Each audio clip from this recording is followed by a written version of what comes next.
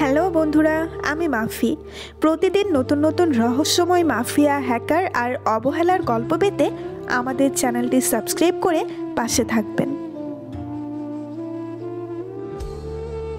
জান, কি হয়েছে তোমার? দরজা খোলো। তুমি কি ভয় পেয়েছো? উফ, কিছু না, যাও তো তোমরা, আমাকে ঘুমোতে দাও। রজবি মনে মনে বলল, নীলা যতই বলুক, আমি এই দরজার বাইরে এখানেই বসে অপেক্ষা করব। আবার যদি ও ভয় পায়? সরি, আপনি রুমে যাবেন না, আমি তো এখানে আছি, আপনি যান, গিয়ে শুয়ে পড়ুন। না, আমিও এখানে থাকবো। রজবি চেয়ার টেনে নিয়ে দরজার সাথে হেলান দিয়ে বসে রইল। ওর হাতের বিভিন্ন জায়গায় ব্যান্ডেজ আর টেপ দেওয়া। নীলা তখন ওকে আচমকা আক্রমণ করে এই অবস্থা করেছে। ভিতরে নীলা আশফিকে বলল, তুমি এই অসুস্থ শরীরে কষ্ট করে উঠে আসতে গেলে কেন? যদিও আমার তোমাকে দেখতে খুব ইচ্ছে করছিল। জানি তো, তাই তো এলাম। আমার ভালোবাসাটা যে মন খারাপ করে রয়েছে, এই দেখো কান ধরলাম, সরি। নীলা কান্না করে দিয়ে অভিমানের সুরে বলল, এখন সরি কেন? তখন কতবার বললাম আমার কথাটা আগে শোনো, তুমি তো শুনলেই না। কি করব, রিজভির সাথে তোমাকে দেখে আমার মাথাটা একদম খারাপ হয়ে গিয়েছিল। তুমি এটা ভাবলে কি করে যে আমি তোমাকে ছেড়ে রিজভির কাছে চলে যাব? আমাকে তোমার রুমে যেতে দিচ্ছিল না বলে মেরে ওর এই হাল করেছিলাম, আর তুমি কি না এসে কি ভাবলে? আশফি নীলাকে নিজের বুকের সাথে জড়িয়ে নিয়ে বলল, বুঝতে পেরেছি, তাই তো থাকতে না পেরে ছুটে এলাম। এখন আর কেঁদো না আমার জান। নীলা আশফিকে দুই হাত দিয়ে জড়িয়ে ধরে বলল, I love you Ashfi. Love you too my heart. দরজার বাইরে থেকে রজবি চমকে উঠে বলল, রুমের ভেতর কেউ যেন কথা বলছে মনে হলো। এত রাতে ম্যাডাম রুমে কে ঢুকবে? আর আমি তো এখানেই ছিলাম। শিওর ওই আসবে যায়নি তো আবার? না স্যার, আমি এখানেই ছিলাম, কেউ ভিতরে যায়নি। আর উনি তো এখন অন্য রুমে ঘুমাচ্ছি, উনি কেন ম্যাডামের রুমে ঢুকতে যাবেন? হ্যাঁ তাই তো, তখন আসবে নীলার ওপর যা রিয়াক্ট করলো, তারপরও কি সে এই সময় নীলার রুমে আসবে? জি স্যার, রুমে কেউ নেই, ওটা আপনার মনের ভুল। আপনার এখন ঘুমের প্রয়োজন। দেখুন ম্যাডাম এখন ঘুমাচ্ছেন, বারবার ওনাকে ডাকলে তো উনি রেগে যাবেন। যান স্যার, আপনি গিয়ে শুয়ে পড়ুন, আমি তো এখানে আছি। তুমি ঠিকই বলেছ, এত রাতে আসবে এখানে আসতে যাবে কেন? ধ্যাত, আমিও কি যে ভাবছি, যাই শুয়ে পড়ি। বলে রজবি দাঁত বের করে হাসতে হাসতে ঘুমাতে চলে গেল। গার্ড যাওয়ার সময় বলল, জি স্যার, যান শুয়ে পড়ুন। এদিকে রুমের ভিতরে আশফি আর নীলা একে অপরকে জড়িয়ে ধরে আছে। বাইরে বৃষ্টি পড়াও শুরু হয়ে গেছে। বিদ্যুৎ চমকানোর আলোয় মাঝে মাঝে ঘরটা 1 সেকেন্ডের জন্য আলোকিত হচ্ছে। বৃষ্টির ঝাপটা এসে ব্যালকনি ভিজিয়ে দিয়ে যাচ্ছে। কাছের জানলা দিয়ে পানি গড়িয়ে পড়ছে। আশফি নীলার গালের সাথে গাল লাগিয়ে ঘষছে।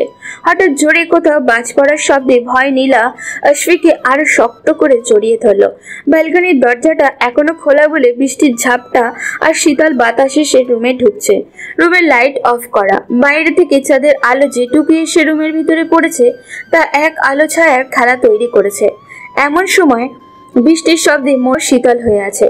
বাইরে বৃষ্টির প্রতিটি ফোঁটায় প্রকৃতি আজ ভিজে উঠেছে। নীলা আর আশফিও ভিজে যাচ্ছে প্রেমের বৃষ্টিতে। দুজনের মন ভিজে একাকার। দুজনেই দুজনকে কতটা চায় মন তা অনুভব করতে পারছে। আশফি নীলার গালে চুমু দিল। বাইরে থেকে শীতল বাতাসটা এসে শরীরে শিহরণ দিয়ে যাচ্ছে। এমন অবস্থায় মনের মানুষটি পাশে থাকলে কি আর নিজেকে ধরে রাখা যায়? আশফি এবার নীলার মুখটা উঁচু করে নীলার ঠোঁটে ঠোঁট রেখে বলে ফেলল, এমন অবস্থায় মনের মানুষটি পাশে থাকলে কি আর নিজেকে ধরে রাখা যায়? আশফি এবার নীলার মুখটা উঁচু করে নীলার ঠোঁটে ঠোঁট রেখে বলে ফেলল। নীলাও 2 হাত দিয়ে আশফিকে জড়িয়ে ধরে রেখেছে। আজ এই বৃষ্টির রাতে প্রকৃতির সাথে তারাও প্রেমের বৃষ্টিতে ভিজে যাবে। ওদিকে সকাল হতে আব্দুল লতিফ সাহেব আর তার ছোট ভাই আব্দুল জলিল ও তার স্ত্রী সহ থানায় এসে উপস্থিত হয়। তানভীরের চিন্তায় সারা রাত আব্দুল জলিল আর ওনার স্ত্রী ভালোভাবে ঘুম হয়নি। প্রেমাকে কাল রাতেই তার বাড়ির লোকজন বাসায় নিয়ে গেছে, আর তানভীরকে আটকে রাখা হয়েছে হাজতে। পুলিশ অফিসার ডেনি তানভীরকে প্রশ্ন করছিল, আশফি আর নীলা কোথায়? তুমি সত্যিটা জানো? জানলে কি আমি নিজেই তার সাথে যোগাযোগ করার চেষ্টা করতাম না? আমি জানি না, ক্লাব থেকে পালানোর পর আমি তাদের আর খোঁজ রাখতে পারিনি। কথার মাঝখানে ইন্সপেক্টর মামুন এসে বলল, স্যার ওনারা এসে গেছেন। ডেনি তানভীরকে নিয়ে হাজতের বাইরে এলো। তানভীর আব্দুল জলিল আর ওনার স্ত্রীর দিকে তাকিয়ে থমকে যায়। বাকিন হয়ে দাঁড়িয়ে থেকে সে ওনাদের মুখের দিকে তাকিয়ে কিছু একটা খোঁজার চেষ্টা করছে। এই তো সেই চিরচেনা দুটি মুখ। চোখ দুটো ভিজে উঠতেই তানভীর ওনাদের দিকে ছুটে দৌড় দিয়ে হাউ মাউ করে কাঁদতে শুরু করে দেয়। আব্দুল জলিল আর ওনার স্ত্রী দুইজনেই তানভীরকে জড়িয়ে নিল। তানভীর ওনাদের দিকে তাকিয়ে বলল, মামনি, ড্যাড। ছেলেকে ফিরে পেয়ে ওনারাও চোখে পানি ধরে রাখতে না পেরে অনেকক্ষণ আগে কেঁদে ফেলেছেন। এই দৃশ্য দেখে আব্দুল লতিফের চোখেও পানি চলে এসেছে। তানভীর তার মা বাবাকে চিনতে পেরেছে। আব্দুল জলিল আর ওনার স্ত্রী তানভীরের বাবা মা। তানভীরের মা তানভীরকে জড়িয়ে ধরে কাঁদতে কাঁদতে বলল, কোথায় ছিলে বাবা? তোকে আমরা কত খুঁজেছি। তোমাদের ছেড়ে থাকতে আমার অনেক কষ্ট হয়েছে। তানভীরের বাবা আব্দুল জলিলও তানভীরকে জড়িয়ে ধরে কেঁদে দিল। দীর্ঘ 14 বছর পর তানভীর তার মা বাবাকে ফিরে পেয়েছে। তানভীরের ডিএনএ টেস্ট করে আব্দুল জলিল ও ওনার স্ত্রীর ডিএনএর সাথে মিলে যায়। প্রমাণিত হয় তানভীরই ওনাদের ছেলে, যে ছেলে এতদিন ডাকাতের আস্তানা থেকে বড় হয়েছে। আব্দুল লতিফ তার বাড়ির ডাকাতের জন্য তানভীরের উপর থেকে সব অভিযোগ তুলে নেয়। আব্দুল জলিল তার ভাই আব্দুল লতিফকে দেখিয়ে তানভীরকে বললেন, তানভীর, উনি তোমার চাচা হন।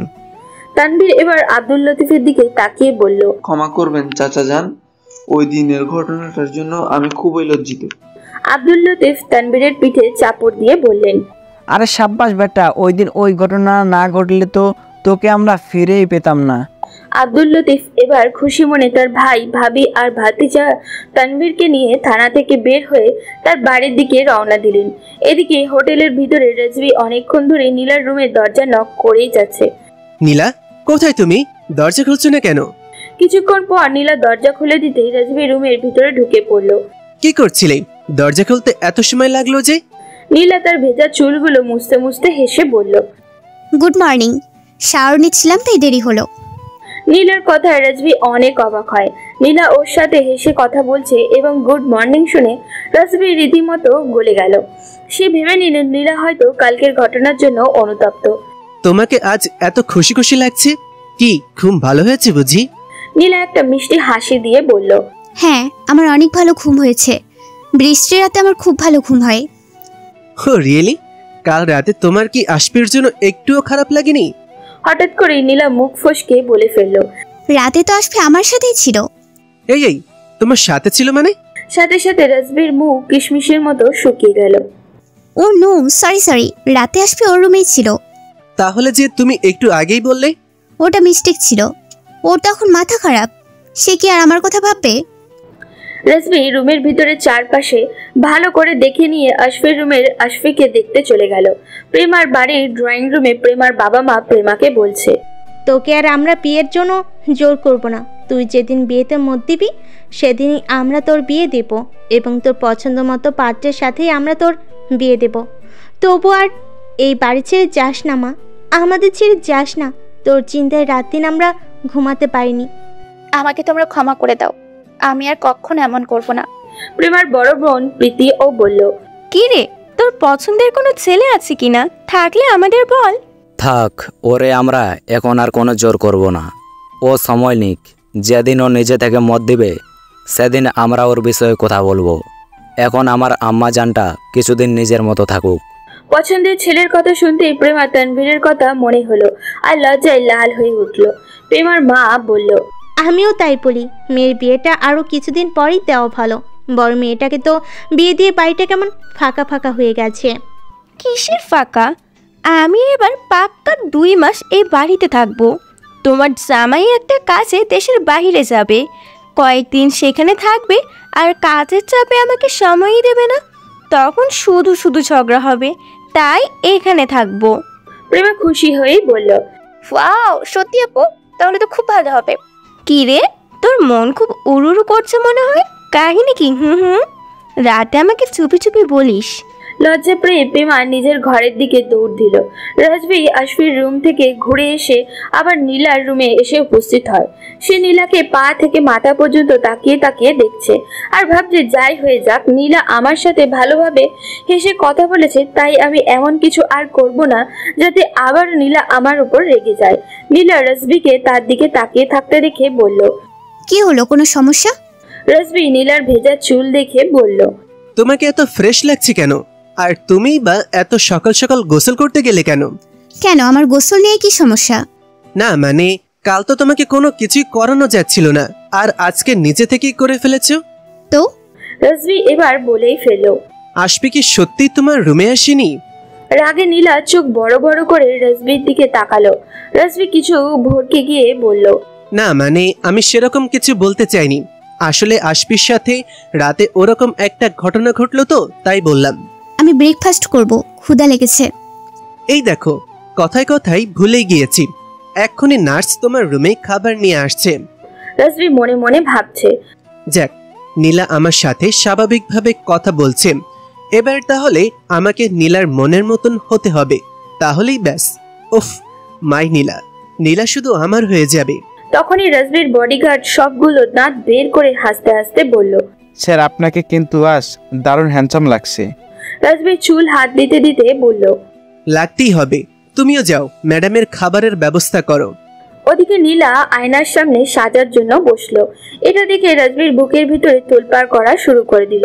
নীলা পিছন থেকে তাকিয়ে রাজবিকে বলল, অন্যের বইয়ের দিকে তাকিয়ে নজর দিতে লজ্জা লাগে না? কি বলছো মাইজান, তুমি তো আমার হবু বউ। আমি আশফিকে বিয়ে করেছি। রাজবি নীলার কাছে এগিয়ে গেল। সে নীলার কাঁধে হাত রাখতে গিয়েও রাখলো না। জান এটা ভুলে যেও না, এখন থেকে তুমি শুধু আমাকে নিয়ে ভাবো। আচ্ছা তুমি বলো তো আশফির মধ্যে কি এমন আছে যা আমার মধ্যে নেই? নীলা উঠে দাঁড়িয়ে বলল, কি আছে তাই না? ভালোবাসা আছে আশফির মধ্যে যা তোর মধ্যে নেই। কি? আমি তোমায় ভালোবাসি না? ঠিক আছে, তুমি আমায় যেভাবে বলবে আমি তোমায় ঠিক সেভাবেই ভালোবাসবো। বলো কি করতে হবে আমায়? আপাতত আমার এখানে থাকার খবরটা আমার বাড়িতে দেবে না। ওকে, দেব না। আর কিছু? আমি আশফির রুমে যেতে চাই। রাজবি এবার রেগে গেল। সে প্যান্টের পকেটে হাত রাখতে রাখতে বলল, এটা হচ্ছে না, তুমি অন্য কিছু চাও। নিজের ভালোবাসাকে আমি অন্যের সাথে দেখতে চাই না, সো তোমাকে আমি আশফির রুমে যেতে দেব না। ঠিক আছে, তুমি তো ডক্টর তাই না? কাজটা তাহলে তুমিই করে দাও, যেহেতু এখন আমরা তোমার হেফাজতে আছি। বলো জান, তোমার জন্য আমি সব করতে পারি। আশফির ট্রিটমেন্ট করতে হবে। ইনজেকশন দিয়ে ওর ব্রেনের মেমোরি থেকে স্মৃতিগুলো নষ্ট করে দেয়া হয়েছে, তাই ওর আগের কিছু মনে নেই। ও মাই গড, ঠিক আছে জান, আমি দেখছি। তবে তুমি কিন্তু আশফির রুমে যাবে না। নীলা মনে মনে বলল, আশফির রুমে তো আমি যাবই, তুমি চাইলেও আটকাতে পারবে না। রাজবি রুম থেকে বের হয়ে গেল। কিছুক্ষণের জন্য সে হোটেলের বাইরে চলে গিয়েছে। নার্স নীলার রুমে খাবার নিয়ে এলো। এবার খাওয়ার পর নার্স নীলাকে ঔষধ দিয়ে দিয়েছে। দুপুরের দিকে নীলা বিছানায় বসে বই পড়ছিল। তখনই নার্সটা নীলার রুমেই বসেই ছিল। হঠাৎ নীলার নার্সের দিকে তাকিয়ে বলল, ওই বডিগার্ডটাকে ভেতরে আসতে বলো তো, বলো যে আমি ডাকছি। কেন ম্যাম, আপনার কি লাগবে আমাকে বলেন। তোমার কাজ ওনাকে ডেকে দেওয়া, আর বলার ঠিক 10 মিনিট পর যেন উনি আমার রুমে ঢোকে। নার্সটা রুমের বাইরে গিয়ে বডিগার্ডকে বলে আবার রুমের ভিতরে চলে আসলো। নীলা নার্সের দিকে তাকিয়ে বলল, আমার ড্রেসটা বাথরুমে ফেলে এসেছি, ওটা এনে দাও তো। নার্সটা বাথরুমের ভিতরে ঢুকতে নীলা বিছানা থেকে উঠে গিয়ে বাথরুমের দরজাটা দাঁড়িয়ে পিছন থেকে ওড়না দিয়ে নার্সটার চোখ সহ মুখ বেঁধে ফেললো। আচমকা এমন ঘটনায় নার্সটা বাথরুমের ভিতরে পড়ে যায়। এই সুযোগে নীলা নার্সের হাত আর পা বেঁধে ফেললো। এরপর ওই অবস্থায় নার্সটাকে বাথরুমের ভিতরে বসিয়ে রেখে বাথরুমের শাওয়ারটা ছেড়ে দিয়ে বের হয়ে আসলো। এরপর নীলা পর্দার আড়ালে লুকোনো আর তার 5 মিনিট পর রুমের বডিগার্ডটা ঢুকলো। রুমে ঢুকে নীলাকে কোথাও দেখতে না পেয়ে বডিগার্ডটা নীলাকে ডাকতে থাকে, ম্যাডাম, ম্যাডাম আপনি কোথায়? বডিগার্ডটা ব্যালকনিতে দেখার জন্য চলে গেল। এই সুযোগে নীলা পর্দার আড়াল থেকে বের হয়ে রুমের বাইরে চলে যায়। বডিগার্ডটা রুমের ভিতরে এসে আবার নীলাকে খুঁজতে থাকে। আচ্ছা, এই ম্যাডাম কোথায় গেল? রুমে তো নেই, আর বাইরেও তো যায়নি। আমি তো দরজা বাইরে দাঁড়িয়েছিলাম, আর ওই তো বাথরুমের ভিতর থেকে শাওয়ারের শব্দ আসছে। নিশ্চয়ই ম্যাডাম এখন গোসলে গিয়েছে, আমি বরং পরে আসবো। এদিকে নীলা রুম থেকে বের হয়ে আশফির রুমে এসে দরজা লাগিয়ে দেয়। আশফি জানালার পাশে দাঁড়িয়ে বাইরের দিকে তাকিয়েছিল। তখনই পিছন থেকে নীলা 2 হাত দিয়ে আশফিকে জড়িয়ে ধরে। নীলা আশফির বুকে হাত রাখার সাথে সাথে চমকে ওঠে। আশফি ও নীলার হাতের উপরে হাত রাখলো। খুব মিস করছিলাম তাই চলে এলাম, কিন্তু তুমি বাইরে থেকে কি দেখছিলে? আশফি এদিকে ফিরে নীলার হাত ধরে বলল, তোমাকে নিয়ে এখান থেকে কিভাবে পালাবো তাই ভাবছিলাম। একদম নয়, আগে তুমি সুস্থ হবে তারপর। এখনো তো হাতের ক্ষত পুরোপুরি ভালো হয়নি। আশফি নীলার কোমর ধরে নীলাকে কাছে টেনে এনে বলল, বউটা দেখে আমার কথা খুব ভাবে, কিন্তু আমার বউ তো আমাকে রেখে সারাক্ষণ ওই রিজভিকে। নীলা আশফির কথা শেষ না করতেই দিয়েই রাগে আশফির হাত নিজের কোমর থেকে ছাড়িয়ে নিয়ে বলল, ছাড়ো, গেলাম আমি। নীলা রুম থেকে চলে যাচ্ছিল তখনই আশফি আর নীলার হাত টেনে ধরে নীলাকে নিজের কাছে নিয়ে আসলো। আর এবার নীলার কিছু বলতে যাওয়ার আগেই আশফি নীলার ঠোঁটে ঠোঁট রেখে বলল। প্রথমে নীলা ছাড়তে চাইলে পরে আর ছাড়লো না। আশফি আর নীলার চুমু পর্ব চলছে। এরই মধ্যে রাজবি হোটেলে চলে এলো। রাজবি নীলার রুমে ঢুকে নীলাকে দেখতে না পেয়ে বডিগার্ডকে জিজ্ঞাসা করলো। বডিগার্ড এই কথা শুনে বলল, ম্যাডাম তো গোসলে গেছেন। রাজবি আবার নীলার রুমে ঢুকে বাথরুমের দরজার সামনে দাঁড়িয়ে শাওয়ারের শব্দ শুনে বের হয়ে আসলো। এদিকে আশফি আর নীলা একে অপরকে সারা গায়ে চুমু দিয়ে ভরিয়ে দিচ্ছে। এভাবে আধা ঘন্টা হয়ে গেছে। রাজবি আর নীলার রুমে ঢুকে বাথরুমের দরজার সামনে এসে দাঁড়ালো। নীলা, এতক্ষণ ধরে শাওয়ার নিতে হয় না জান, তোমার ঠান্ডা লেগে যাবে তো। কিন্তু বাথরুমের ভিতর থেকে শাওয়ারের শব্দ ছাড়া আর কোনো আওয়াজ এলো না। এভাবে বিকেল হয়ে এলো। নীলা, এতক্ষণ ধরে শাওয়ার নিচ্ছো? আশফি আর নীলা একে অপরের ঠোঁটে চুমু দিতেই ব্যস্ত। তাদের আর অন্য কোনো দিকে খেয়াল নেই। ওদিকে প্রেমা তার বাড়ির ড্রয়িং রুমে বসে টিভি দেখছিল। তার সাথে তার ছোট ভাগিনা রোহানও সোফায় বসে আছে। এমন সময় প্রেমার বড় বোন প্রীতি এসে বলল, নে ধর তোর ফোন। কে ফোন করেছে? ধরেই দেখ। প্রীতি প্রেমার হাতে ফোনটা দিয়ে মুচকি হাসতে হাসতে চলে গেল। প্রেমা ফোনটা কানে ধরতেই তানভীরের কণ্ঠস্বর শুনতে পায়। কি হলো, কি করছিলে? বাড়িতে গিয়েই আমায় ভুলে গেলে? না মানে আমি তোমার কথাই ভাবছিলাম। ও রিয়েলি? কি ভাবছিলে? প্রেমা ফোনে কথা বলতে ব্যস্ত থাকায় সোফায় বসা তার ছোট ভাগিনা রোহান টিভির রিমোট নিয়ে নিল। টিভির রিমোট নিয়ে সে টিভির চ্যানেলে একের পর এক চেঞ্জ করেই যাচ্ছে। প্রেমাকে চুপ করে থাকতে দেখে ফোনের উপর পাশ থেকে তানভীর আবারও বলল, কি হলো, বললে না কি ভাবছিলে? প্রেমা ফোন হাতে নিয়ে তানভীরের সাথে কথা বলতে খুবই লজ্জা পাচ্ছে। লজ্জায় গালের দুই পাশ একদম লাল হয়ে গেছে। প্রেমা আস্তে আস্তে বলল, তোমাকে না আমার কিছু বলার ছিল। তো বলো না, আমি তো শুনতে চাই। প্রেমা লজ্জায় আবারও চুপ করে গেল। তানভীর প্রেমাকে চুপ থাকতে দেখে বলল, কি হলো, চুপ আছো কেন, বলো। আমারও খুব লজ্জা করছে, আমি বলতে পারবো না।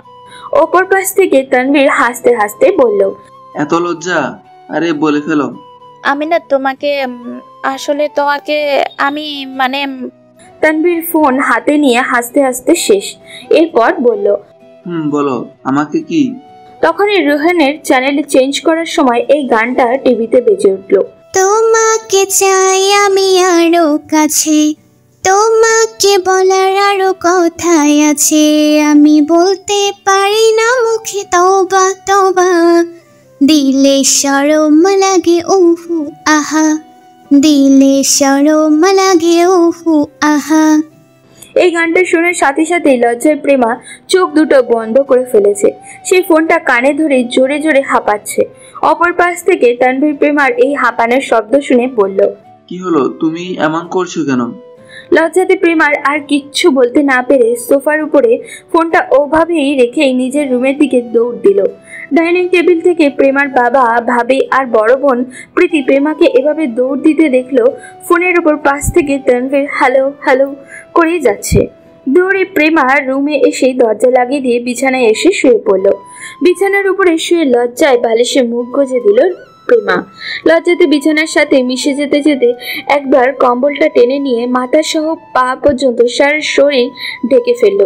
ওদিকে দরজা ধাক্কানোর শব্দে আশফি এবার বিছানার উপর থেকে শার্টটা নিয়ে তাড়াতাড়ি পরে দরজাটা খুলে দিল। দরজা খোলার সাথে রুমের ভিতর হুড়মুড় করে রাজবি সহ তার বডিগার্ড এবং আরো দুজন নার্স ঢুকে পড়ল। রুমে ঢুকে রাজবি এদিক ওদিক খুঁজতে আরো চেঁচিয়ে যাচ্ছে, কোথায় নীলা, কোথায় লুকিয়েছে, আজের খবর আছে। কিছুক্ষণ রুমের ভিতরে খোঁজাখুঁজির পর পর্দার আড়াল থেকে নীলাকে টেনে বের করলো। কি হলো, ধরা পড়ে গেলে তো? খুব চালাক ভাবো নিজেকে, তাই না? লুকোচুরি খেলছো আমার সাথে? নীলা না বোঝার ভান করে আকাশ থেকে পড়লো আর বলল, কি হয়েছে, এগুলো কি বলছো তুমি? এরপর রাজবি চেঁচিয়ে ওই রুমের ঘটনা বর্ণনা করতে থাকে। নার্সটাকে বেহুশ অবস্থায় তোমার রুমের বাথরুমের ভেতর পাওয়া গেছে। কে যেন ওর হাত পা চোখ মুখ বেঁধে রেখে শাওয়ার ছেড়ে দিয়ে এসেছে। আমরা তো ভেবেছিলাম তুমিই ভেতরে গোসল করছো। অনেকক্ষণ হয়ে যাওয়ার পরও তুমি বের হচ্ছ না দেখে আরেকজন নার্সকে ডেকে এনে দরজাটা খুলতে বলি। দরজা খোলার সাথেই সে চিৎকার দেয়, আর তখনই আমরা সবাই গিয়ে বাথরুমের ভেতর ওর ওই অবস্থা দেখতে পাই। তারপর তাড়াতাড়ি ওকে হসপিটালে পাঠিয়ে দিলাম। ওর ওই অবস্থা তুমিই করেছো, তাই না? আমি কেন করতে যাব? নার্সটা এত সময় ধরে পানিতে ভিজতে ভিজতে বেহুশ হয়ে গিয়েছে। আর হ্যাঁ, তুমি এই রুমে এসে কি করছো? তখনই রাজবি আশফির দিকে তাকালো আর দেখলো আশফি মুচকি মুচকি হাসছে। তার মানে তুমি এতক্ষণ আশফির সাথে ছিলে? রাজবি ভালো করে আশফির দিকে তাকিয়ে খেয়াল করলো আশফির গালে, গলায় আর শার্টের বিভিন্ন জায়গায় লিপস্টিকের দাগ ভরে রয়েছে। এটা দেখার সাথে সাথেই রাজবি ওখানেই অচেতন হয়ে গেল। ওদিকে বাড়িতে ফিরে তানভীরের বাবা মার সাথে অনেক ভালো সময় কাটছে।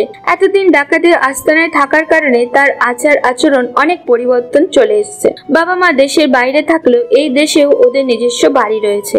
বলতে গেলে তানভীরের বাবা আব্দুল জলিল প্রচুর সম্পত্তির মালিক। তবে তারা কিছুদিন তানভীরের চাচা আব্দুল লতিফ সাহেবের বাড়িতেই থেকে সময় কাটাতে চায়। কিন্তু তানভীরের আর তর সইছে না। যে শুনেছে প্রেমাদের বাড়ি যে শহরেই, সেই শহরেই ওদের নিজস্ব বাড়ি রয়েছে, অমনি ওখানে যাওয়ার জন্য ব্যস্ত হয়ে পড়েছে। ছেলেটা তো ডাকাতের আস্তানা থেকে পড়াশোনাটা কন্টিনিউ করতে পারেনি। ডাকাতগুলো ওকে শুধু ডাকাতি করাই শিখিয়েছে। তাই ওকে এবার আমাদের সাথে নিয়ে গিয়ে ওখানে অ্যাডমিশন করিয়ে দেব। তখনই তানভীর বলে উঠল, আমি এই দেশ ছেড়ে চলে যাব? অসম্ভব। আমার কত বন্ধু বান্ধব এখানে। কারা তোর বন্ধু? ওই ডাকাতগুলো?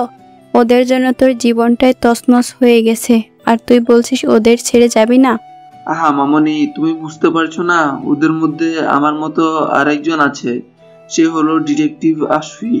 ও আমার বন্ধু, ও ডাকাত নয়। আমার একটা মেয়ের সাথে বন্ধুত্ব হয়েছে। মেয়ে?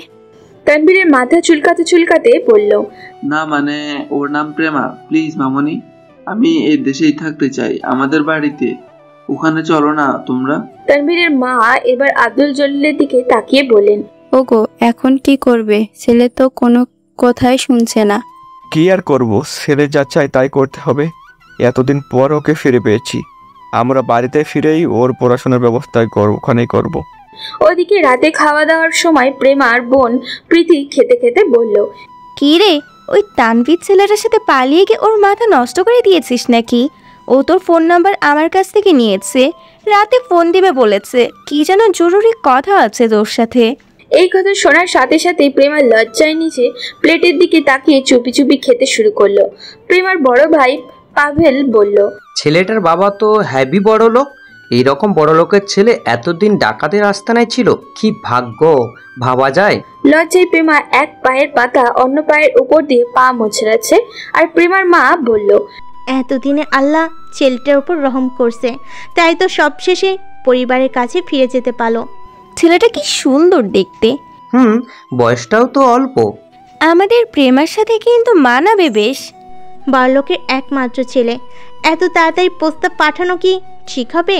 লজ্জায় প্রেমা আর চেয়ারে বসে থাকতে না পেরে রুমের দিকে দৌড় দিল। আহা, তোমরা কি শুরু করলে? বলেছি তো এখন ওর বিষয়ে এসব না ভাবাই ভালো। ও যেদিন নিজে থেকে মত দিবে তখনই আমরা এই ব্যাপারে কথা বলবো। জোর করে আর কিছু চাপিয়ে দিও না তোমরা। প্রীতি মনে মনে হাসতে হাসতে বলল, বাবা দেখে নিও, তোমার মেয়ে এবার নিজে থেকেই বিয়ের জন্য পাগল হয়ে উঠবে, আর জোর করতে হবে না। রাতে বিছানায় শুয়ে তানভীরের কথাই ভাবতে ভাবতে প্রেমার লজ্জায় শেষ হয়ে যাচ্ছিল। এমন সময় ফোনের রিংটন বেজে উঠল। ফোনটা হাতে নিয়ে দেখলো অচেনা নাম্বার থেকে কল এসেছে। তখনই প্রেমার মনে হলো তানভীর তো ফোন দেওয়ার কথা, কি যেন জরুরি কথা বলবে। এটা ভাবতেই প্রেমার বুকে ধুকপুকানিটা বেড়ে গেল। কলটা রিসিভ করে জানলার পাশে এসে বসতেই বাইরে থেকে মৃদু বাতাস এসে তাকে ছুঁয়ে গেল। আর তখনই ওপাশ থেকে তানভীরের গলার আওয়াজ শোনা যায়। তানভীরের গলার আওয়াজ শুনে প্রেমার হার্টবিট বেড়ে গেছে। কিছুক্ষণ চুপ থাকার পর সে কাঁপা কাঁপা গলায় বলল, হ্যালো। কি হয়েছে তোমার? তুমি কি আমার সাথে কথা বলতে বিরক্ত বোধ করছো? প্রেমা বড় করে একটা দম ছেড়ে তারপর আস্তে করে বলল, না তো, একদমই তা না। তাহলে এভাবে চুপ আছো কেন? এই তো কথা বলছি, বলো। তখন কি যেন বলতে চাইলে, সেটা তো আর বললে না, এখন বলো। বাইরে থেকে শীতল বাতাস এসে প্রেমাকে ছুঁয়ে দিচ্ছে। প্রেমা জানালার গ্রিল ধরে বলল, তোমার কি যেন জরুরি কথা বলার আছে, সেটা বলো আগে। না, আমি আগে তোমারটা শুনবো। লজ্জায় প্রেমা চোখ বন্ধ করে ফেললো। কি হলো, আবার চুপ গেলে কেন? প্রেমা চোখ খুলে লজ্জা রাগা মুখে বলল, তখন আপু বলছিল তোমার নাকি জরুরি কথা আছে, সাথে আমারও বলেছিল। সাথে আর কি বলেছিল? প্রেমা আবারও চোখ বন্ধ করে ফেললো আর বলল, আমি বলতে পারবো না, আমার লজ্জা করছে। লজ্জা? তা কেন লজ্জা করছি শুনি? ওই তো প্রস্তাব পাঠানোর কথা হচ্ছিল। তা তুমি কি বললে? আমি লজ্জায় কিছু বলতে পারিনি। ইস, তোমার লজ্জায় লাল হয়ে যাওয়া মুখটা এখন দেখতে খুব ইচ্ছে করছে। এটা শোনার সাথে সাথেই প্রেমার চোখ বন্ধ রেখে এক হাত দিয়ে মুখের এক পাশ ঢেকে ফেললো। আমি দেখবো তোমায়, ভিডিও কল করি।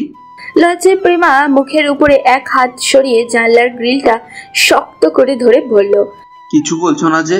ঠিক আছে, তোমার আপত্তি থাকলে তাহলে থাক, দিব না। প্রেমার মুখ দিয়ে বেরিয়ে এলো, আমার খুব লজ্জা করছে। কিসের লজ্জা করছে? প্রেমা আবারও চুপ করে গেল। কি হলো? প্রেমা বড় বড় দম নিতে নিতে হাঁপাতে হাঁপাতে বলল, জানি না। বিয়ের প্রস্তাবের কথা বলেছে বলে এত লজ্জা? প্রেমা আর জানলার পাশে বসে থাকতে না পেরে এক ছোটি বিছানায় এসে চিত হয়ে শুয়ে হাঁপাচ্ছে। কি হলো, কিছু বলছো না কেন? চুপ করে গেলে যে? বিয়ে করবে না আমায়? লজ্জায় প্রেমা বিছানা থেকে উঠে আবারও জানলার পাশে এসে দাঁড়িয়ে গ্রিলটা ধরে হাঁপাচ্ছে। তোমায় কিছু বলতে হবে না, প্রস্তাব আমি পাঠাবো, বলো বিয়ে করবে না আমায়? প্রেমার ঠোঁট দুটো কাঁপছে। তানভীর আবারও বলল, আরে কি হলো, মুখ দিয়ে কথা বের হচ্ছে না? হ্যালো প্রেমা। আমার খুব লজ্জা করছে। কিসের জন্য এত লজ্জা করছে? প্রেমার ঠোঁট দুটো কাঁপতে কাঁপতে মুখ থেকে এবার বেরিয়ে এলো, বিয়েটা কি এক্ষুনি হবে? রুমের ভিতরে পায়চারি করতে করতে নীলা এবার ব্যালকনিতে এসে দাঁড়ালো। চিন্তায় তার কপালে সূক্ষ্ম ভাঁজও পড়েছে। হাত দুটো নাড়তে নাড়তে গভীরভাবে মনোযোগ দিয়ে কিছু একটা ভাবছে আর বারবার পাশের ব্যালকনির দিকে তাকাচ্ছে। কিন্তু না, আশফিকে তো কোথাও দেখা যাচ্ছে না। সে ব্যালকনিতে আজকেও আসেনি। ওই শয়তান রিজভি আশফির সাথে খারাপ কিছু করেনি তো? ওর কোনো ক্ষতি করে দেয়নি তো? আমাকেও এই রুম থেকে বের হতে দিচ্ছে না, বাইরে থেকে দরজা বন্ধ করে রেখেছে। কয়েকদিন হয়ে গেল আশফির কোনো খোঁজও পাচ্ছি না। কি করছে কে জানে। ধুর, আশফিকে ছাড়া আমার একটু ভালো লাগছে না। হতাশ হয়ে নীলা আবার রুমের ভিতরে এসে বসলো। রাত বাড়ছে কিন্তু নীলার চোখে ঘুম নেই। হঠাৎ দরজা খোলার শব্দে নীলা উঠে দাঁড়ালো। রুমের ভিতরে মাতাল অবস্থায় রাজবি ঢুকে পড়েছে। রাজবি ঢলতে ঢলতে বলল, জান, তুমি এখনো ঘুমাওনি? এসো, তোমায় ঘুম পাড়িয়ে দিই। আমার আশফিকে কি করেছিস? রাজবি নীলার কাছে এসে বলল, ও জান, ওর কথা ভুলে যাও, আমি তোমার কথা রেখেছি, এখন তুমি আমার কথা রাখো। কয়েকদিন পরেই আমাদের বিয়ে, কাল তোমায় বাড়িতে নিয়ে যেতে বলেছে, সব আয়োজন শুরু হয়ে গেছে। বেঈমান, তুই বাড়িতে সব বলে দিয়েছিস? জান, তুমি তো শুধু আমার আর কারো নয়। তোমায় আমি কিভাবে অন্যের হাতে দিই বলো? আমি সব প্রতিযোগিতায় জিতে তোমাকে আমার করে নিয়েছি। নীলা রাজবিকে ধাক্কা দিয়ে চেঁচিয়ে বলল, আমার আশফিকে কোথায় লুকিয়ে রেখেছিস? রাজবি এবার রেগে গিয়ে রুমের জিনিসপত্র ভাঙা শুরু করলো। তারপর বিছানায় ঢলে পড়ে ওখানেই ঘুমিয়ে যায়। এদিকে তদন্ত কমিটির অফিসার আতিকুর রহমান ডিটেকটিভ আশফির খোঁজ থানায় এসে উপস্থিত হন। ওনার সাথে আশফির বাবা মাও এসেছেন। এখানে এসে আশফির নিখোঁজ হওয়ার সমস্ত তথ্য দেওয়া হয়। আশফিকে ধরার চেষ্টা চলছে, কিন্তু ছেলেটি নীলা নামের মেয়েটাকে নিয়ে একেবারে গায়েব হয়ে গেছে। কয়েকদিন থেকে আমরা ওদের আর কোনো খবর পাচ্ছি না, তবে পুলিশ তার চেষ্টা চালিয়ে যাচ্ছে। মেয়ে আশফি বাড়ি থেকে পালিয়ে আসা রেজা খানের মেয়ে নীলা খানকে বিয়ে করেছে। এসব আমরা কি শুনছি? প্রথমে শুনলাম ছেলেটা নাকি ডাকাতি করছে, তারপর শুনছি বিয়েও করেছে। ওগো আশফির বাবা, আমাদের এই দেখার বাকি ছিল। শান্ত হও আশফিকের মা, তবুও এতদিনে আমাদের ছেলের খোঁজ পাওয়া গেছে, এটাই বড় কথা।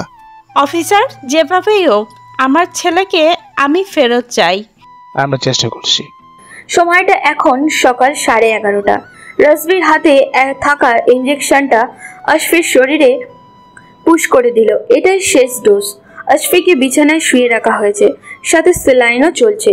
হোটেলের একটা রুমেই রেখেছে আশফির ট্রিটমেন্ট চলছে। একজন ফরেনার ডক্টর হাসি মুখে ডক্টর রাজবীর থেকে বিদায় নিল। টানা 5 দিন পর আশফির আজ চেতনা ফিরেছে। আশা করা যায় আশফির ড্যামেজ হয়ে যাওয়া স্মৃতির নার্ভগুলো এবার সক্রিয় হয়ে উঠবে, সুতরাং আশফি আগের সবকিছুই মনে করতে পারবে। রাজবি নার্সের দিকে তাকিয়ে বলল, আমি একটু আসছি, আজই আপনাদের ম্যাডামকে নিয়ে বাড়িতে ফিরবো, তাই সবকিছুর ব্যবস্থা করতে হবে। ততক্ষণ ওনাকে দেখে রাখবেন, আর এর মধ্যে যদি ওনার চেতনা আসে তাহলে সাথে সাথে আমাকে ফোনে জানাবেন। Okay sir. রাজবীর রুম থেকে চলে যাওয়ার পর নার্স আশফির রুমে সোফায় বসে থাকা আশফির দিকে তাকিয়ে ভাবছে। উনি তো এখন ঘুমোচ্ছেন, মেডিসিন দেওয়া আছে, তাই 8 ঘন্টার মধ্যে চেতনা আসবে বলে মনে হয় না। এই ফাঁকে কি একবার যাব ওই বডিগার্ডটার সাথে দেখা করতে? আজই তো স্যাররা বাড়ি চলে যাবেন, উনি গেলে তো বডিগার্ডটা ওনার সাথে চলে যাবেন, তখন তো আর আমার মনের কথা বলা হবে না। আমি যে এই কয়েকদিন তাকে ভালোবেসে ফেলেছি। নার্সটা এবার বসা থেকে উঠে দাঁড়ালো। আমি বরং যাই, একবার দেখা করেই নিই, আজই সরাসরি মনের কথা জানিয়ে দেব। স্যার ফিরে আসলে তো আর সময় পাবো না। নার্সটা আশফির রুমের দরজা খুলে দরজা চাপিয়ে দিয়ে বাইরে বের হলো, বডিগার্ডরাও সাথে দেখা করতে।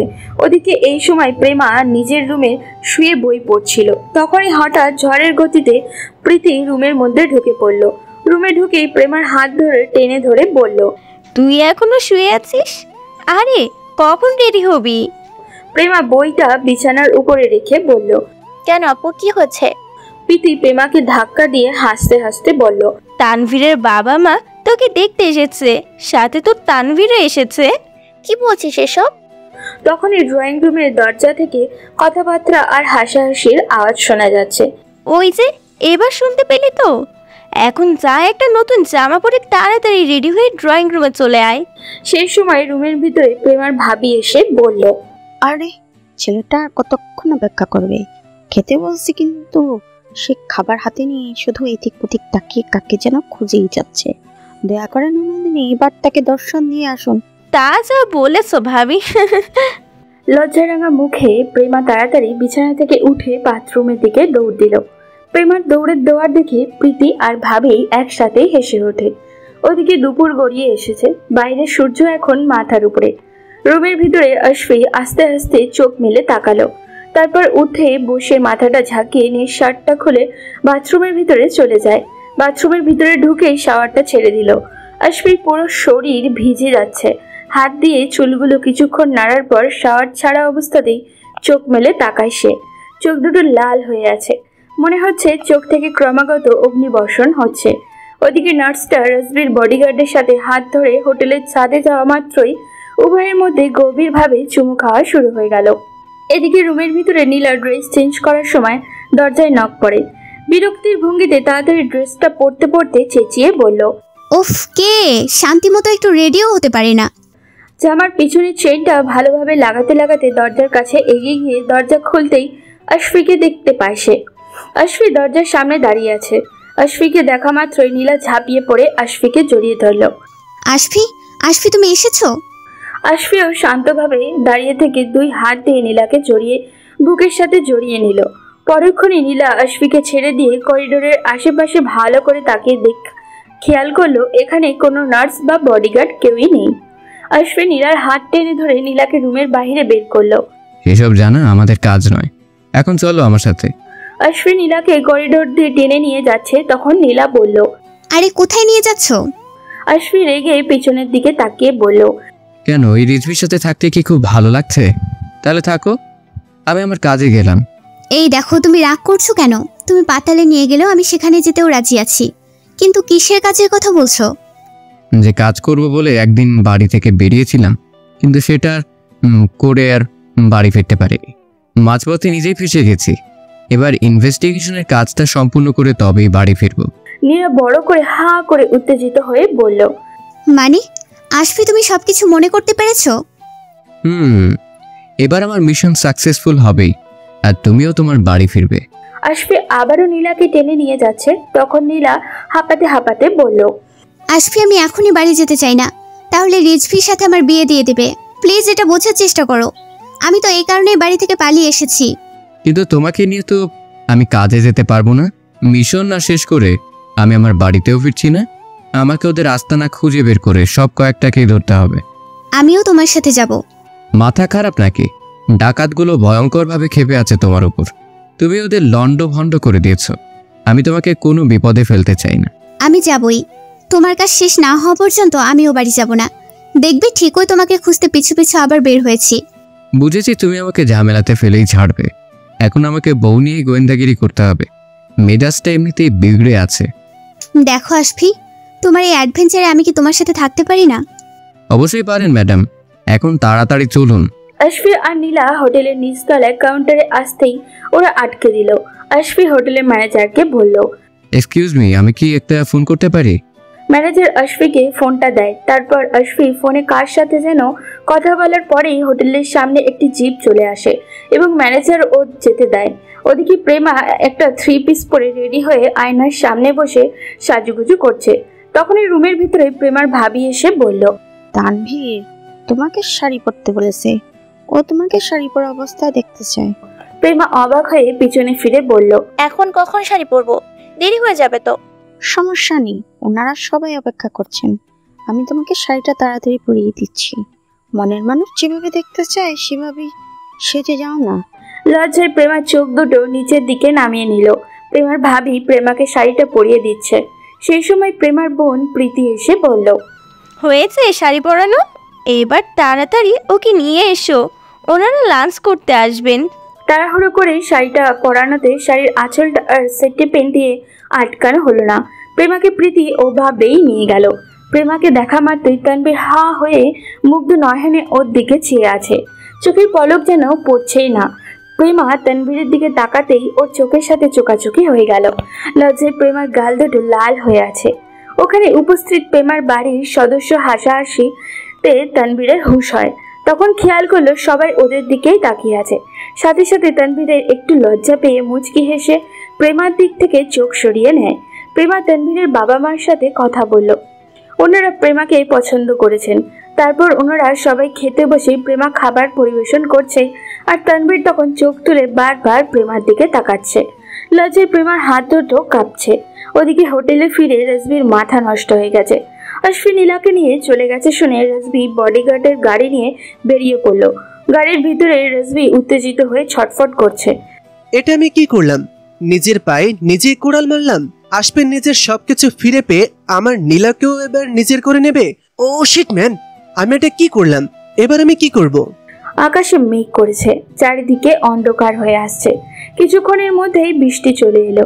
তবুও রাজবী গাড়ি নিয়ে এগিয়ে যাচ্ছে। সামনেই জঙ্গলের পথ। বৃষ্টির মধ্যেই গাড়ি জঙ্গলের পথ অতিক্রম করছে। হঠাৎই গাড়ির সামনে ভেজা অবস্থায় একটি অল্প বয়সী তরুণী হাত নাড়িয়ে গাড়ি থামাতে বলল রাজবী। বলতেই রাজবী গাড়ি থামিয়ে দিল।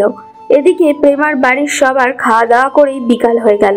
সবাই এখন ড্রয়িং রুমে বসে গল্প করছে। তানভীরের মা বললেন, ছেলে মেয়ে দুটোকে এবার আমার একটু একান্তে কথা বলতে দেই, ওরা হয়তো নিজেদের মাঝে কিছু কথা সেরে নিতে চায়। প্রেমার বাবা হো হো করে হেসে উঠলেন আর বললেন, ঠিকই বলেছেন বিয়ান সাহেবা। প্রীতি মুচকি হেসে বলল, যা প্রেমা, তানভীরকে ছাদে নিয়ে যা। প্রেমা তানভীরকে বাড়ির ছাদে নিয়ে এলো। ছাদে দাঁড়িয়ে দুজনেই গল্প করছে। এখানেও বাতাস শুরু হয়ে গেছে। আকাশে মেঘ করেছে প্রচুর। প্রেমার শাড়ির আঁচল সেটিপেন পিন দিয়ে আটকে না রাখার হঠাৎ করেই বাতাস এসে শাড়ির আঁচলটা গা থেকে সরে গিয়ে মাটিতে পড়ে যায়। তারপর সেটা বাতাসে উঠতে থাকে। প্রেমা ছাদের কিনারায় দাঁড়িয়েছিল বলে ছাদের গা ঘেঁষে থাকা একটা গাছের ডালপালার সাথে আঁচলটা আটকে গেল। বাতাস এত দ্রুত এসে এটা ঘটিয়ে দিল যে প্রেমা আঁচলটা আর কোনোভাবেই সামলিয়ে রাখতে পারল না। সামনে তানভীর দাঁড়িয়ে আছে। লজ্জায় প্রেমা আঁচলটা গাছ থেকে ছাড়িয়ে নেওয়ার শক্তিও পাচ্ছে না। প্রেমার গা থেকে হঠাৎ করে শাড়ির আঁচলটা এভাবে সরে যায় এটা তানভীর আশাই করেনি। তানভীর প্রেমার শাড়ির আঁচলটা গাছের ডাল থেকে ছাড়িয়ে দিল। লজ্জায় প্রেমার চোখ বন্ধ করে আছে। শাড়ির আঁচলটা প্রেমার গায়ের উপর দিয়ে দিতে লজ্জাবতী গাছের মতো প্রেমা জড়সড় হয়ে গেল। তানভীর প্রেমার এমন আচরণে অবাক হলেও প্রেমাকে এভাবে লজ্জা পেতে দেখে ওর ভালোই লাগছে। তানভীর এক দৃষ্টিতে প্রেমার দিকে তাকিয়ে আছে। প্রেমা অল্প অল্প করে তার এক চোখ খুলে তানভীরকে তার দিকে এভাবে তাকিয়ে থাকতে দেখেই লজ্জায় আবারও চোখ বন্ধ করে ফেলল। কিছুক্ষণের মধ্যেই বৃষ্টির ফোঁটা পড়তে শুরু করে। প্রেমা এবার চোখ খুলে তাকিয়ে বলল, আরে আরে ভিজে যাচ্ছ তো, চলো করে চলো। প্রেমা তানভীরকে ছাদ থেকে বাড়ির ভিতরে নিয়ে গেল। এতক্ষণে বাড়ির সকলে প্রেমা আর তানভীরের বিয়ের দিন তারিখ ঠিক করেই ফেলেছে। আগামী মাসের প্রথম সপ্তাহে ওদের বিয়ে। লজ্জায় প্রেমা রুমের ভিতরে সবার সামনে লজ্জাবতী গাছ হয়ে বসে আছে। দুইজনের আংটি বদল সম্পন্ন হয়। তানভীরের হাতের সাথে প্রেমার হাত লাগতেই একবার তানভীরের দিকে তাকিয়ে লজ্জায় প্রেমা চোখ দুটো নিচের দিকে নামিয়ে নিল।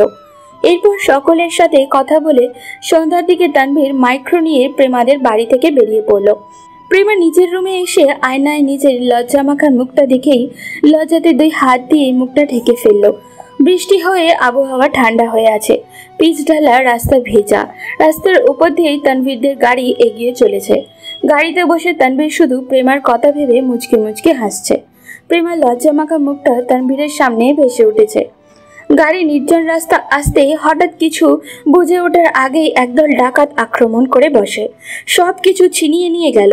আর ঘুমের ঔষধ দিয়ে তানভীরের বাবা মা আর ড্রাইভারকে অচেতন করে ফেলল। এমনকি তানভীরকেও অচেতন করে ওদের সাথে নিয়ে গেল।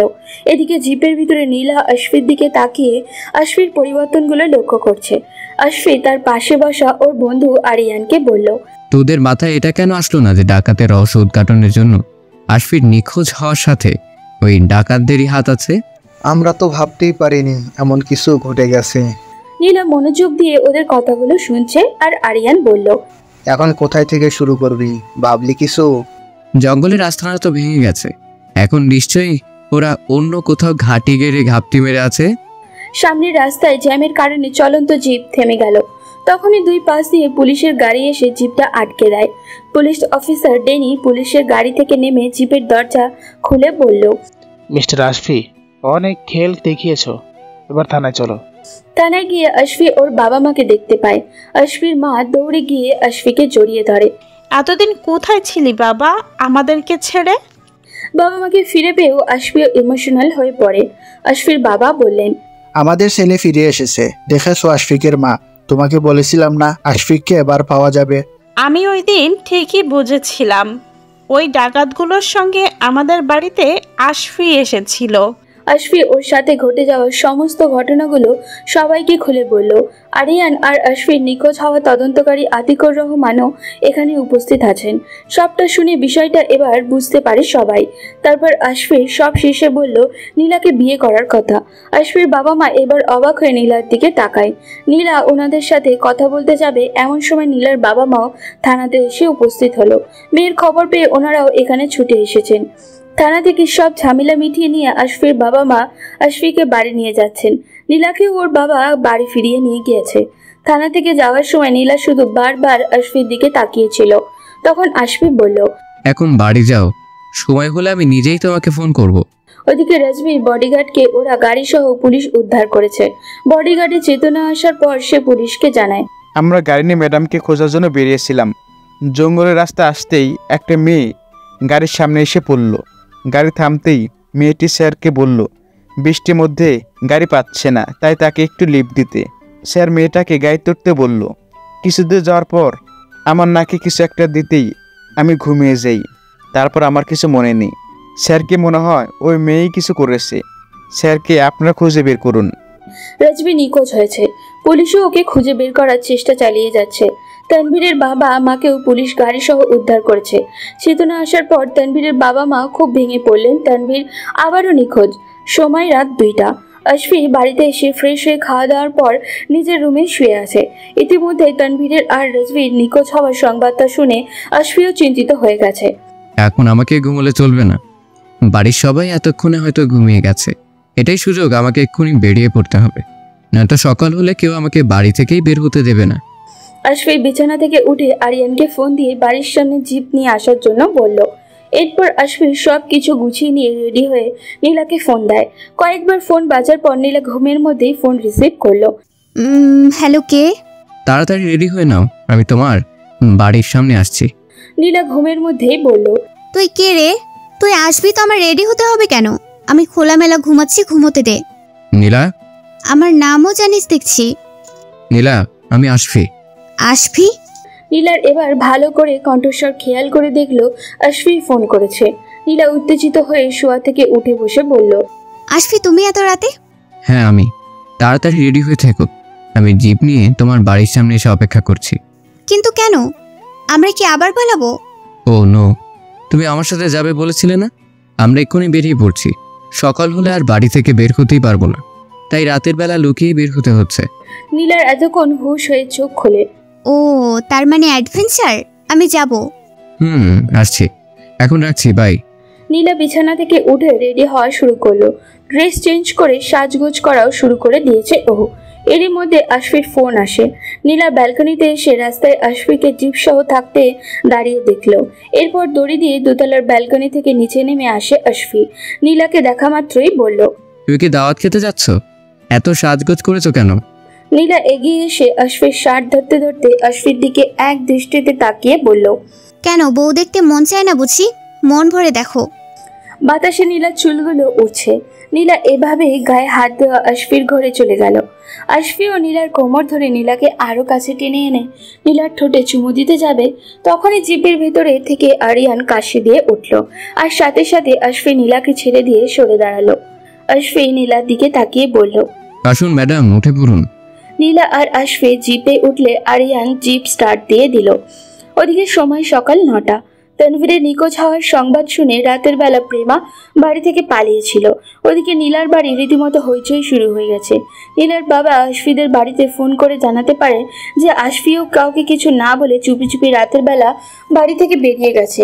এটা শোনার পর নীলার চাচিয়ে উত্তেজিত হয়ে বলল, ওই তো যা ভেবেছিলাম তাই, ওই ছোকরাটার সাথে আবার গেছে। আমরা তো কাল রাতে বললাম ওর বিয়ে ওই ছেলের সাথেই দিব, তাও এভাবে কাউকে কিছু না বলে কেন গেল? আরে তোরা বুঝতে পারছিস না কেন? নাচ জামাই আমার নাতনিকে না দেখে থাকতেই পারছে না। তাই বলে কাউকে কিছু না জানিয়ে রাতের বেলা হুট করে আমার মেয়েকে নিয়ে চলে যাবে? বৌমা, তোমার শ্বশুরও এমন আসছিল। বিয়ের আগে রাতের বেলায় টুপি টুপি আমাদের বাড়ির সামনে এসে কত ঘুরঘুর করতো। আমি জানালা দিয়ে দেখতাম আর হাসতাম। আমাদের প্রেমটাও রাতের বেলায় শুরু হয়েছিল। আমি লুকিয়ে লুকিয়ে বাইরে এসে তোমার শ্বশুরের সাথে দেখা করতাম। ওনার কথায় সবাই মুখ চেপে হাসতে লাগলো। এদিকে নীলা জিপের ভিতরে ঘুমিয়ে পড়েছে, রাতে ভালোভাবে ঘুম হয়নি বলে। আশফির সামনের সিট থেকে পেছনের সিটে গিয়ে বসলো। বোতলটা হাতে নিয়ে নীলার মুখে পানি ছিটিয়ে দিতেই নীলা ধরফড়িয়ে উঠে ভালো করে দেখেই জোরে একটা চিৎকার দিল। আশফি তাড়াতাড়ি কানে দুইটা হাত রাখে আর হঠাৎ এভাবে নীলার চিৎকার শুনে জিপ চালাতে চালাতে আরিয়ানও জিপটা ব্রেক করে থামিয়ে দেয়। নীলার মুখটা গোল করে এদিক ওদিক ভালো করে দেখে নিয়ে আর নিজেকে আবিষ্কার করে এবং তারপর আশফিকে দেখে স্বাভাবিক হয়। আশফি এবার নীলার দিকে তাকিয়ে বলল, কি হয়েছিল? হ্যাঁ, এভাবে চিৎকার দিলে কেন? ভয় পেয়ে গিয়েছিলাম, ভাবলাম ঘুমের মধ্যে কি না কি ঘটে গেল। ডাকাত পড়েনি, ভয় পাওয়ার কিচ্ছু নেই। আর তুই শালা গাড়ি থামিয়ে দিলি কেন? আশপাশ থেকে খাবারের গন্ধ আসছে, তাই না রে? হ্যাঁ, তো কি হয়েছে? শুনেছি ভালো ভালো খাদ্য গ্রহণ করার জন্য এই জায়গাটার বেশ সুনাম আছে। আমি বলছিলাম কি, থাকার বলতে হবে না, বুঝে গেছি। এখন চল সামনের রেস্টুরেন্ট থেকে ভোজটা সেরে আসি।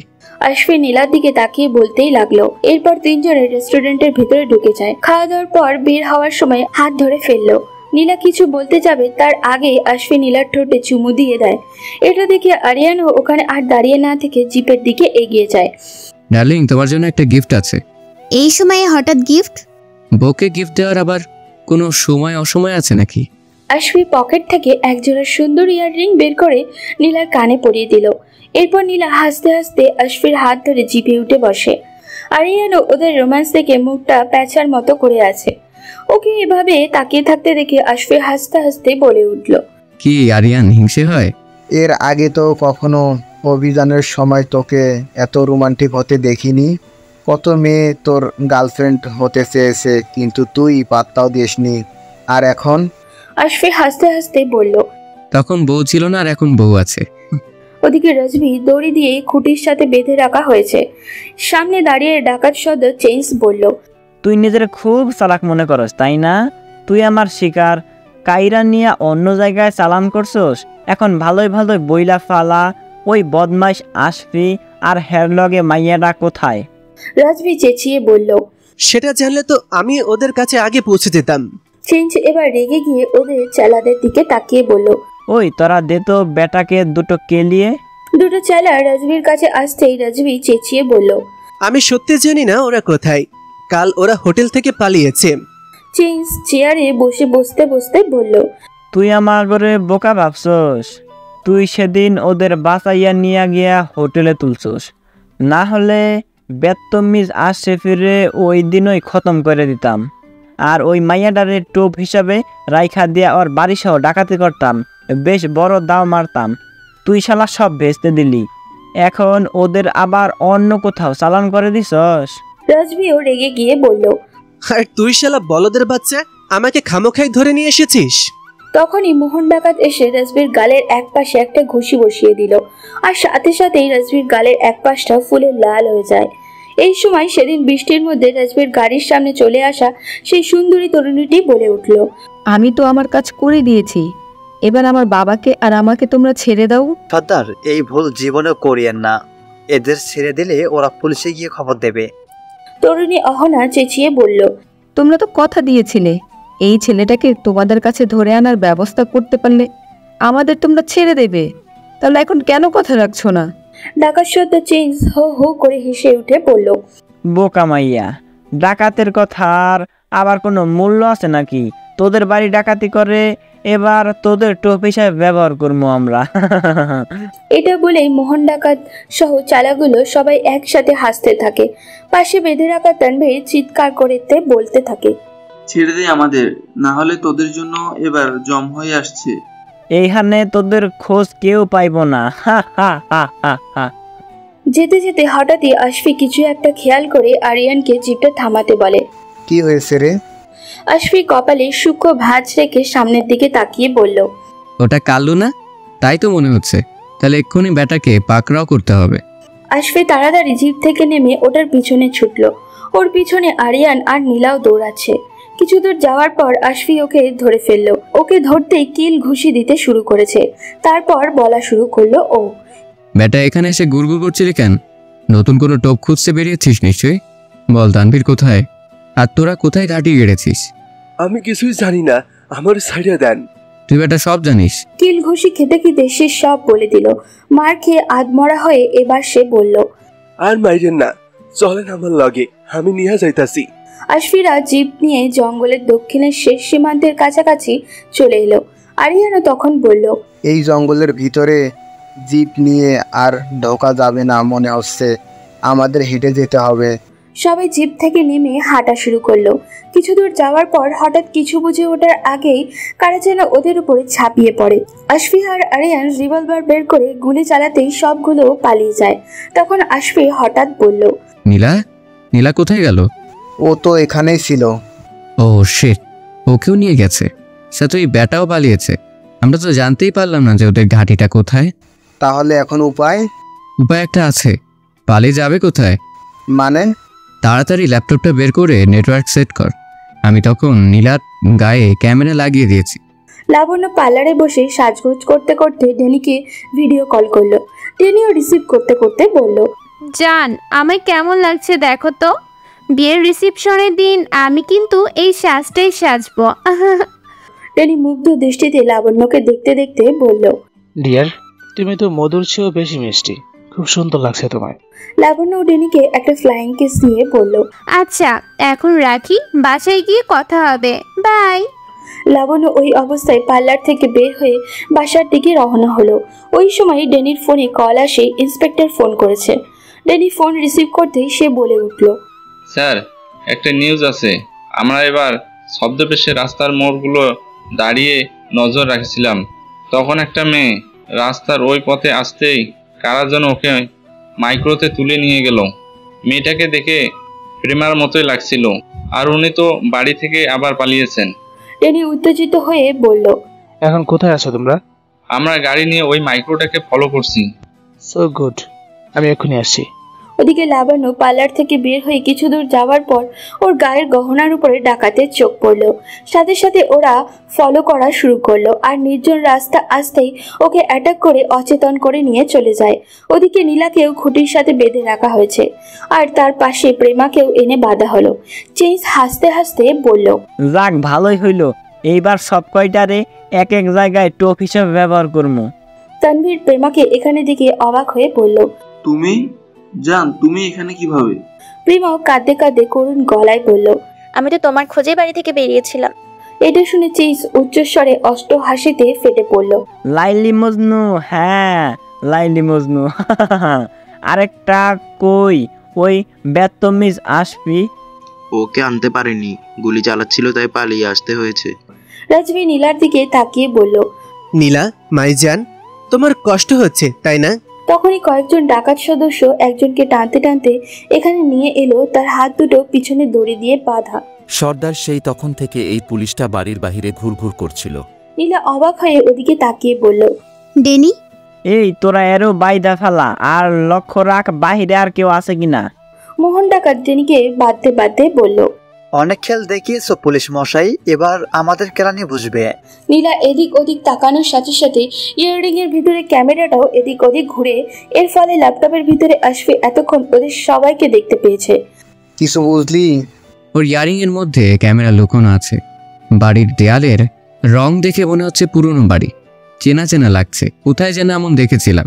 তখনই ওখানে লাবণ্যকে অচেতন অবস্থায় কয়েকজন নিয়ে এলো।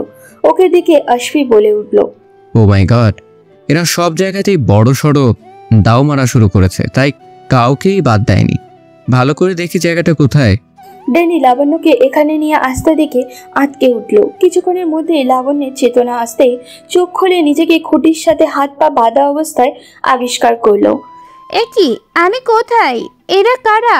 তারপর আশেপাশে নীলা, প্রেমা, তানভীর সহ আরো কয়েকজন এবং ডেনিকেও হাতে বাঁধা অবস্থা দেখে চিৎকার দিয়ে বলে উঠল, তোরা সবাই এইখানে? আমরা তো সবাই ডাকাতের খপ্পরে পড়েছি। তোরা আমাকে ঠকিয়েছিস শয়তান, ছেড়ে দে আমাকে আর আমার বাবাকে। এই পোড়া বাড়িতে আটকে রেখে ভেবেছিস কেউ কিছু জানতে পারবে না? তোদের টোপে তোরাই আটকা পড়বি, দেখিস। চুপ মাইয়া, বেশি কথা বললে খতম করে দিমু। এই তোরা বাহিরে ভালো করে নজর রাখ, দেখ আরো কোনো পুলিশ আছে কিনা, হালারা বহুত জ্বালাইতাছে।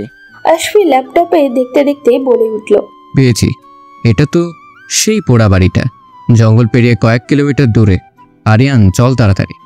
ওখানে পৌঁছেই এদিকে ওদিকে উকি ঝুঁকি মারতেই পিছন থেকে আরিয়ানের মাথায় কে যেন একটা সজোরে বাড়ি দিল। সাথে সাথে আরিয়ান পড়ে যায়। আশফিও বাড়ি দিতে যাবে, তার আগেই আশফি এদিকে তাকিয়ে লাঠিটা ধরে ওর পেট বরাবর ঘুষি দিয়ে দিল। মার খেয়ে সে চিৎকার দিতেই আরো কয়েকজন এসে স্যার স্যার বলে আশফিকে আটকানোর চেষ্টা করে। আশফি ওদের দিকে সন্দেহ হলো, ভালো করে তাকিয়ে খেয়াল করলো এটা তো সেই পুলিশ ইন্সপেক্টর মামুন। আশফি সাথে সাথে রেগে ওনাকে বলল, এই আপনারা আমাদের মারছেন কেন? আমি ডিটেকটিভ আশফি আর ও আমার সহকারী আরিয়ান। জি, চিনতে পেরেছি। তখন ভুল করে ডাকাত ভেবে কাণ্ডটা ঘটিয়ে ফেলছি, মাফ করবেন। আমাদের স্যার ডেনি ডাকাতের হাতে ধরা পড়েছে এবং ভিতরে আরো অনেকজনকে ধরা আনা হয়েছে। আশফি রেগে বলল, হোয়াট রাবিশ! সেই সংবাদ পেয়েই তো গোয়েন্দারা এখানে চলে এসেছে, আর আপনারা আমাদেরই মেরে দিচ্ছেন। দুঃখিত তার জন্য, আসলে অনেকক্ষণ ধরে ভিতরে ঢোকার চেষ্টা করছি।